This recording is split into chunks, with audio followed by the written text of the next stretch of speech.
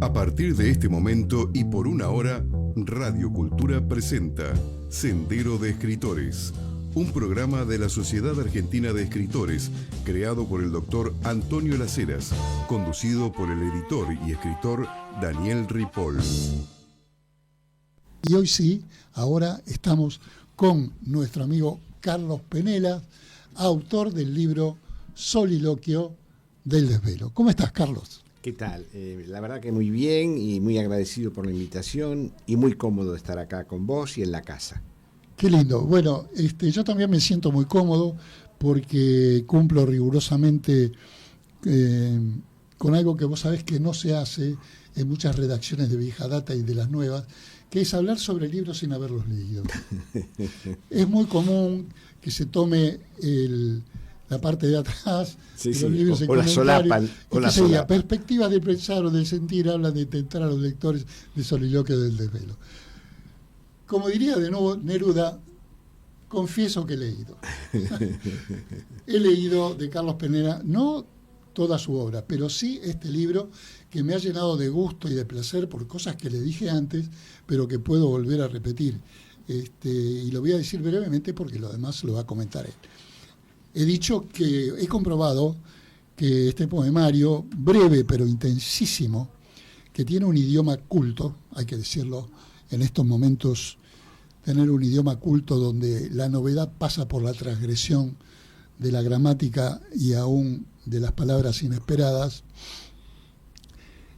Penela tiene un lenguaje culto, refinado, se nota que ha leído muchísimo, se nota que tiene mucha poesía, que tenés mucha poesía leída, y que he comprobado además con cariño el territorio gallego de Galicia. Yo no tengo nada de gallego en mis venas, pero me encanta Galicia y me encanta también que esté habiendo una literatura de la inmigración, ¿no?, que se recuerda con mucho cariño. Y este libro encontré muchísimo afecto por Galicia, muchísimo afecto. ¿Es verdad esto? Sí, es claro, es verdad, es verdad. Te agradezco una vez más tus palabras. Mira, yo provengo de una familia gallega. Mi padre, en Espenuca, una aldea perdida, no tenés que olvidar que soy el príncipe de Espenuca. Claro. Eso tenés que decirlo en algún momento. Ya no nos vas a aclarar de dónde proviene cuál título nobiliario.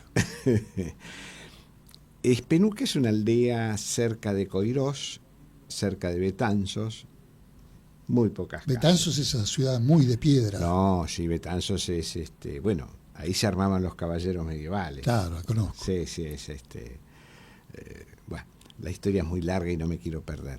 Pero bueno, él nació ahí, cuidaba cabras a partir de los 5 o 6 años, luego llegó a la Argentina eso de los 12 años, empezó a trabajar en una fábrica de vidrio,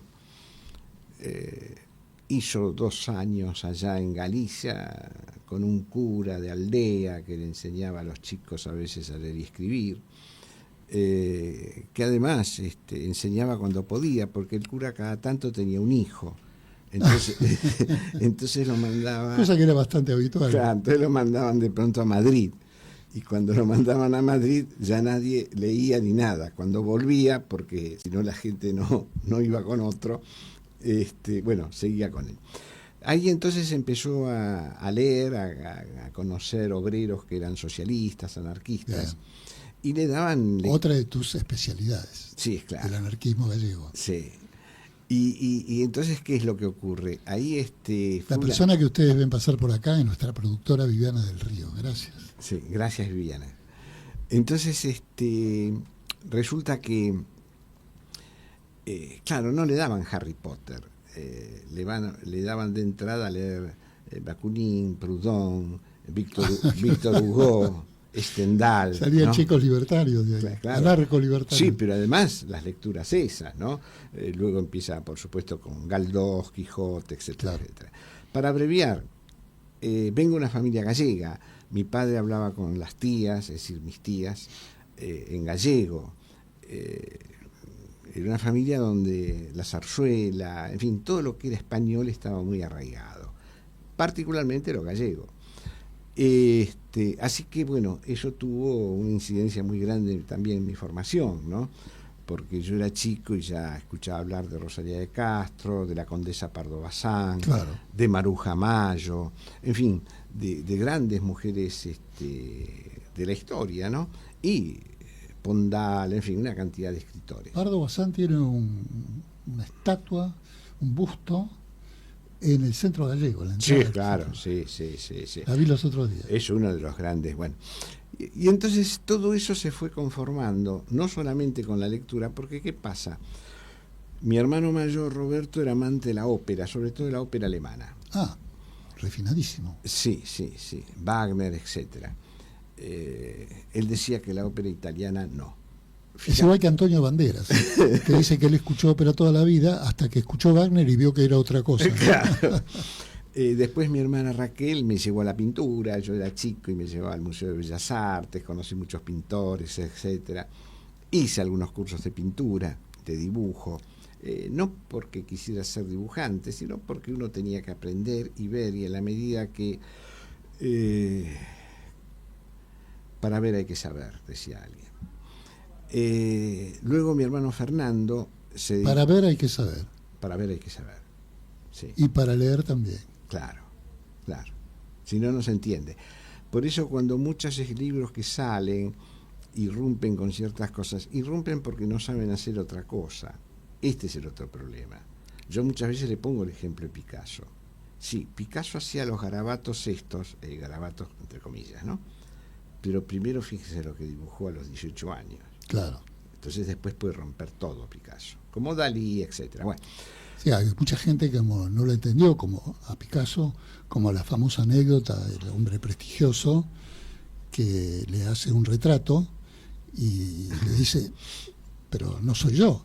Y Picasso le dice, ahora aparecerse a este. Sí, es muy lindo eso.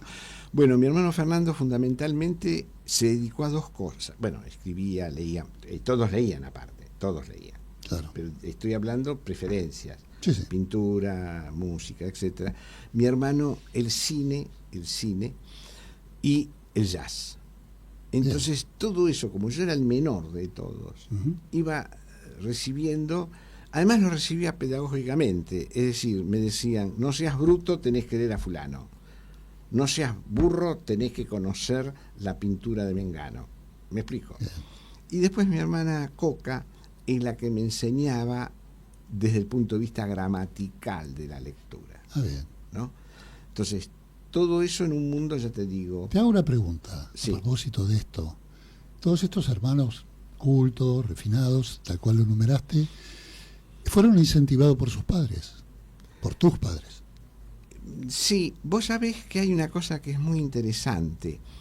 Cuando mi padre se casa con mi madre viene de un hogar muy pobre, no sabía... Ambos eran gallegos. Sí, claro. Y se encontraron acá. Sí, claro. Mi madre era pantalonera. Ah, Trabajaba en Muro, una la casa. sastrería Muro, Sí, la calle Esmeralda. Claro, ahí estaba la casa, pero ella trabajaba en la fábrica. Él la conoce y mi madre casi no sabe leer ni escribir. Le enseña a mi padre a leer y escribir. Y mi madre, cuando muere, termina de leer Los Thibaut, una de las grandes obras francesas. Cómo de pronto la voluntad, el esfuerzo, entonces todo eso nos maravillaba, ¿no? Por lo menos me maravillaba a mí, a ese chico que iba creciendo al lado, porque todo eso iba conformando algo. Qué riquísimo fenómeno el de la inmigración. Ah, sí. En que todas, que no solamente vino a trabajar, todas. sí, en todas, sino que se esforzaron para saber, para leer. Sí, Yo claro. tengo miles de anécdotas de muchos analfabetos, porque digamos la verdad, en España había muchísimos analfabetos, Mucho. y en Italia también. Sí, claro. Eran Dentro países de pobres. Claro. Pero te voy a decir una cosa, en Italia los pobres emigraron, por ejemplo, a Estados Unidos, los muy pobres, porque eran operarios. En cambio, los que emigraron acá eran los más ricos, y inclusive emigraron muchos del norte, porque acá podían comprar la tierra, al igual que los judíos, que por primera vez los inmigrantes pudieron hacerse de un terreno que estuvo prohibido durante milenios que tuvieran su propia tierra. Exacto. Y allí se desarrollaron muchísimo, y sus familias también, la Pampa Gringa y demás, ¿no? Sí. Disculpame que te interrumpí. No, por con favor, esto. no, estamos dialogando, que además es lo que importa.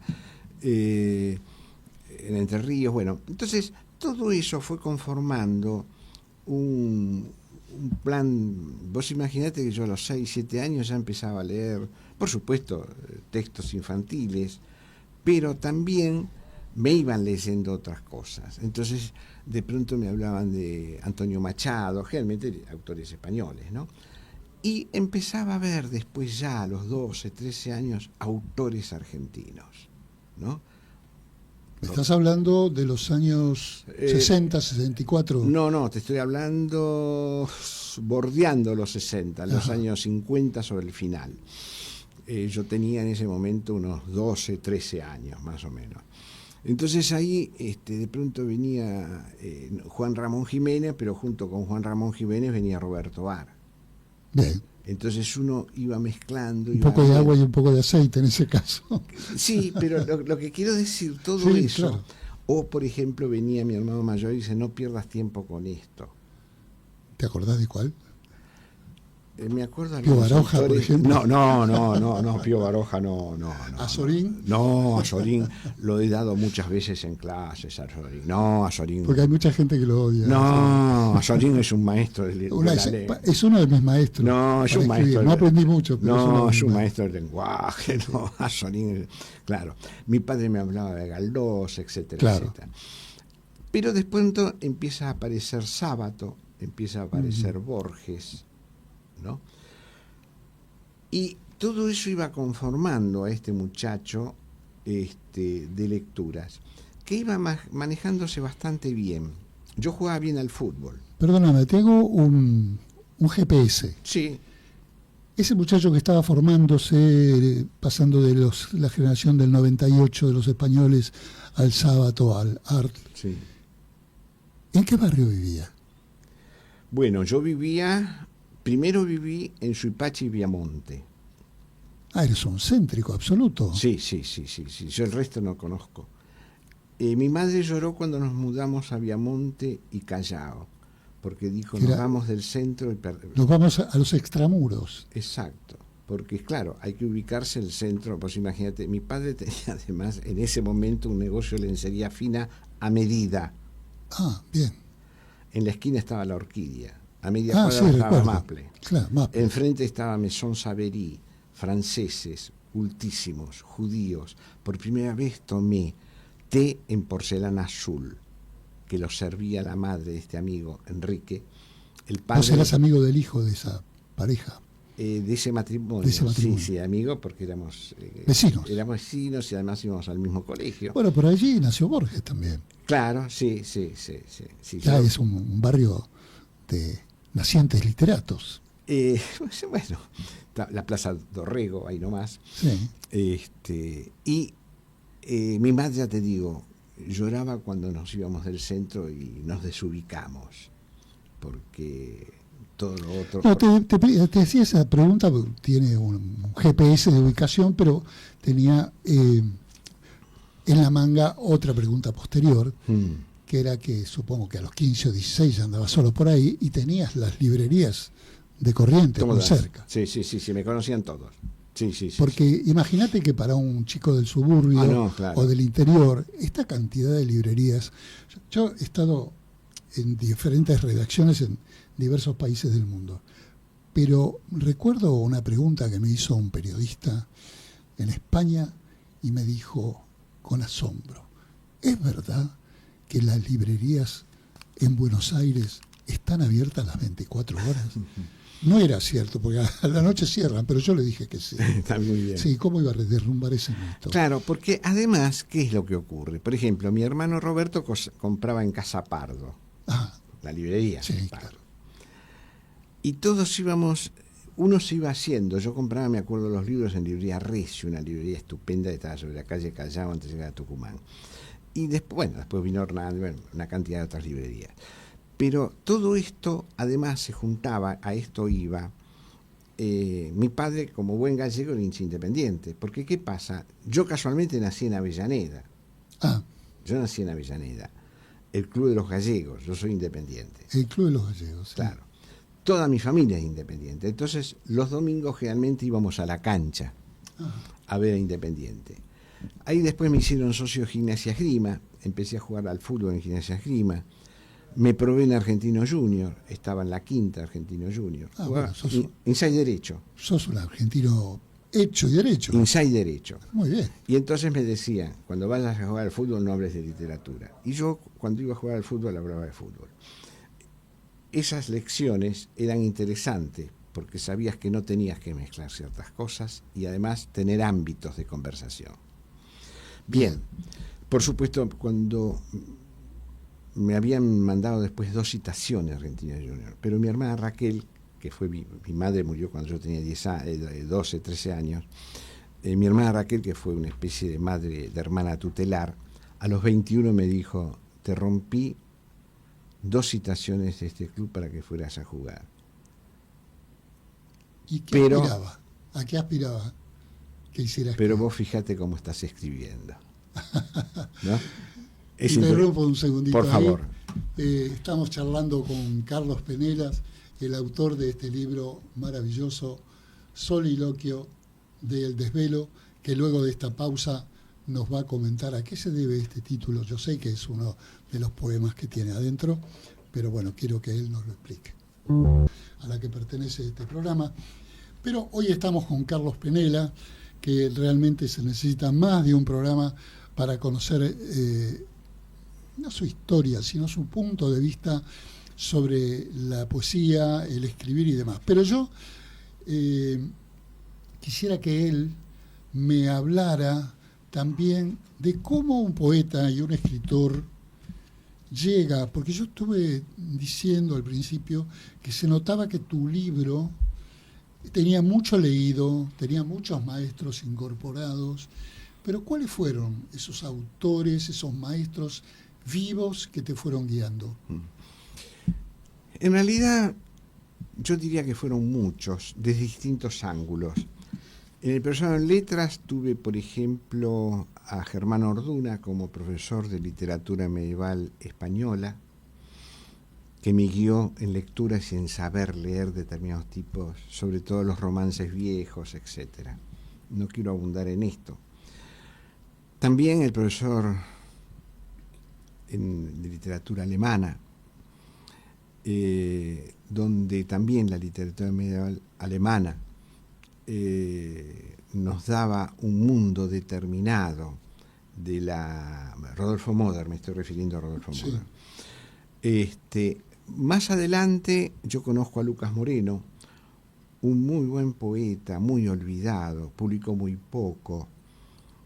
Yo heredé bastante de él, un poco, y no quiero ser peyorativo, pero cierto desprecio por un medio vacío, ¿no? Buscando premios, buscando cierta notoriedad, etc. Lucas era eso, una persona sumamente reservada y solitario. Es como contaba Philip Roth, que exacto. Era solitario, eso. Aunque era muy famoso. Sí, era eso. Bueno, Lucas es un día él era muy admirador de Luis Franco, lo conoció mucho a Luis Franco, hizo la antología poética de Luis Franco. Un día me llama a casa, yo lo conocía mucho, él me presenta a Francisco Gil en la librería de Ateneo, ahí conozco yo después a Molinari, a Borges, bueno. Y Lucas me llama y me dice, véngase a mi casa que está terminando de cenar Luis Franco. Y a partir de ahí lo conocí a Luis Franco, lo visitaba, él venía a casa y bueno, fue una presencia enorme lo que conocía, porque de pronto Franco además me mete también en el mundo de los griegos, en el mundo de los latinos, ¿no? Y en la gran poesía, Estamos hablando de Shakespeare, por ejemplo. Arturo Marazo. Marazo, claro. ¿No? Para ir hilvanando cosas, ¿no?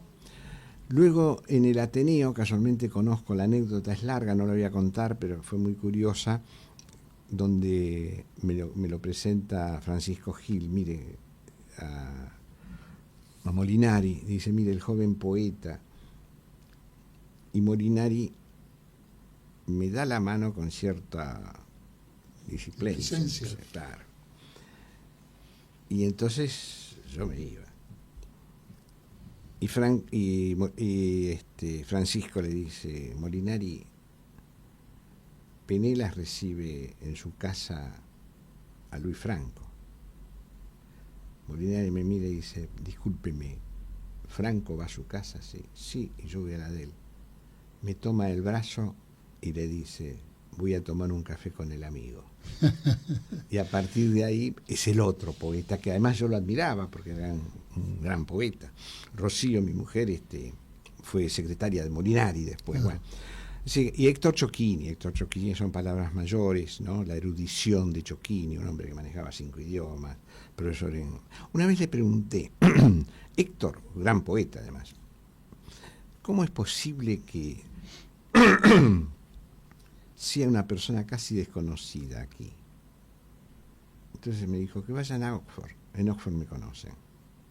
Entonces yo cuando fui viendo esto, yo me fui formando con esta gente también, porque cada uno, por ejemplo, un ejemplo solo, un día estaba en la casa de Chocchini, yo había publicado un libro, él después me presenta un libro después de muchos años, yo no podía creer que Chocchini me presentara un libro, porque no eran fáciles, eran brillantes, generosos, pero no fáciles. Me dice, Carlos, he leído con sumo interés su último libro, pero acá, en este verso usted puso la palabra silencio. ¿Qué es el silencio para usted? ¿Por qué puso esta palabra? ¿Me explico? Entonces, cada palabra empezaba a pesar y ver y por qué se ponía. Qué buena pregunta, porque en el próximo programa vamos a hablar del silencio, y vamos a hablar del silencio en la radio. Ah, ¿no? Sí, claro. Nuestra visitante, que no quiero anticiparla, del próximo programa, va a hablar justamente del silencio. Qué novedoso, qué puntual que me escribas esto. Que me lo digas, estamos hablando con Carlos Penela, de quien el diario La Prensa acaba de decir que el autor lleva al límite la experimentación poética. Penetra la memoria y el cosmos de la pasión libertaria a través de lo que él mismo confiesa. ¿Habrás confesado esto? La búsqueda ética y estética y la filosofía de la vida. ¿Sí? Es eso. Ah, muy bien. Es eso. Entonces la prensa estaba en lo cierto. Estaba en lo cierto. Porque la literatura es eso, es el conocerse a uno, pero yo creo que es el conocerse a uno también a partir de un concepto ético, de una formación determinada, ¿no? Ajá. Es decir, hay un testimonio. Por eso yo soy muy camusiano. A mí me interesa mucho Albert Camus, porque es un hombre ético y es un hombre... Famosa polémica que ha sostenido con Sartre. Exacto. Justamente quiero reiterar, ya ha sido anunciado en este programa, que el próximo 3 de abril, junto con Antonio Las Heras y Alina Diaconú y esta persona que les habla, vamos a hablar de Sartre y seguramente saldrá Camus en esa contienda. No, claro. Digo, eso no significa que uno no haya leído a Sartre y lo haya admirado y lo admire.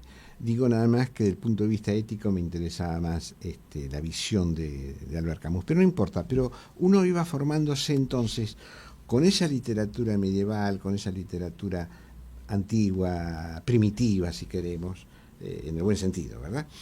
Y después uno empieza a leer todo, ¿no? Porque le llega a Víctor Hugo, le llega a Maupassant, en fin. Y a pesar de tener esa influencia en tu casa de literatura española y gallega, a pesar de todas estas maestros y amistades que tenés, ¿cómo te llevaste con la literatura francesa tan de moda en los años 60 y 70 entre la juventud argentina? No, bueno, uno formaba parte de eso, uno no puede escapar a su época, formaba parte de eso y además era interesante, claro. Es decir, lo que acá importa es ver dónde está la buena literatura, ¿no? Digamos, la gran novelística rusa del siglo XIX es inigualable ahí, en ese tipo, pero claro, es lo mismo que el cine, ¿no? Y yo soy, en lo personal, un admirador del neorrealismo italiano. A mí me interesa fundamentalmente. Ahora, eso no significa que no me interese el cine inglés o el norteamericano. No, claro que no. ¿No? Cada uno con su técnica, ¿no? Claro, y su mundo, y lo que, porque además cada uno de ellos nos va mostrando un mundo determinado, donde ahí empezamos también a cotejar. Esto es así. Pero esto yo no lo vi. Me está presentando este tipo de problemática. A mí me pasó eso con Woody Allen. Yo venía fanatizado por Bergman, por Fellini, por Rossellini, por todo. Y de pronto veo Woody Allen. En ese horizonte parecía que no cabía uno más. Y No, surge no cabía. ese hombre que no calla nunca, hablando de silencio, que es Woody Allen, ¿no? Claro, no cabía. Lo rechazo. Ajá. Y mi hermano me dice, el crítico de cine, me dice, volví a verlo. Porque él además era admirador del cine norteamericano. Claro. Y entonces empezó a ver a Ford. No es que uno no lo vea, lo vuelvo a rever. ¿Qué es lo que ocurre con la literatura?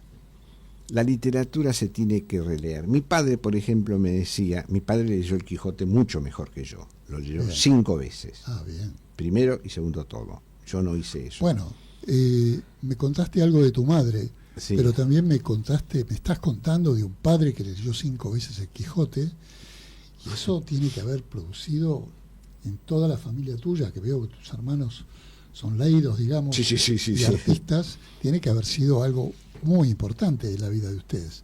Quería pedirte, Carlos, porque estamos acercándonos al final del programa, y no quiero que el público se vaya sin escuchar tu tema preferido, que nos leyeras algún poema de Soliloquio del Desvelo, que es este libro que estás presentando en librerías y que hoy tenemos aquí, dedicado por nuestro querido amigo Carlos Penelas.